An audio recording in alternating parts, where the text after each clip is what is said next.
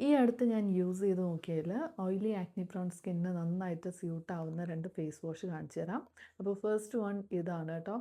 ഇത് ഈ ഒരു ക്വാണ്ടിറ്റി കാണുമ്പോൾ തന്നെ നിങ്ങൾക്ക് മനസ്സിലാവും ഞാൻ എത്രത്തോളം യൂസ് ചെയ്തു എന്നുള്ളത്.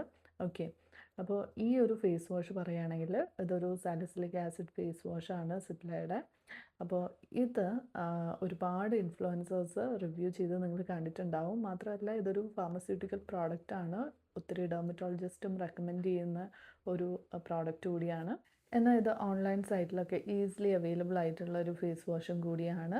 അപ്പോൾ അതുകൊണ്ട് തന്നെ നിങ്ങൾക്ക് വാങ്ങാനൊന്നും ഒരു ബുദ്ധിമുട്ടുണ്ടാവില്ല. ഞാൻ എന്തായാലും പ്രോഡക്റ്റ് ഇവിടെ ടാഗ് ചെയ്ത് കൊടുത്തേക്കാം, ചെക്ക് ചെയ്ത് നോക്കൂ.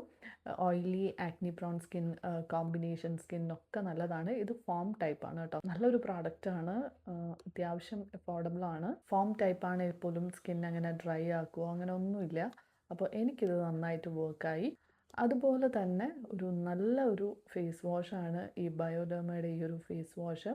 ഇതങ്ങനെ അധികം ആരും റിവ്യൂ ചെയ്ത് ഞാൻ കണ്ടിട്ടില്ല. ഇതിൻ്റെ ബയോഡെർമയ്ക്ക് വേറെയും ഒരുപാട് വേരിയൻസ് ഉണ്ട്, പക്ഷേ ഈ ഒരു പെർട്ടിക്കുലർ വേരിയൻ്റ് ആരും അങ്ങനെ റിവ്യൂ ചെയ്ത് ഞാൻ കണ്ടിട്ടില്ല. അപ്പോൾ ഞാനിതൊന്ന് ട്രൈ ചെയ്ത് നോക്കി. അതുകൊണ്ടാണ് കേട്ടോ ഫസ്റ്റ് ഒന്ന് ചെറിയ ഒരു പാക്ക് വാങ്ങിയത്.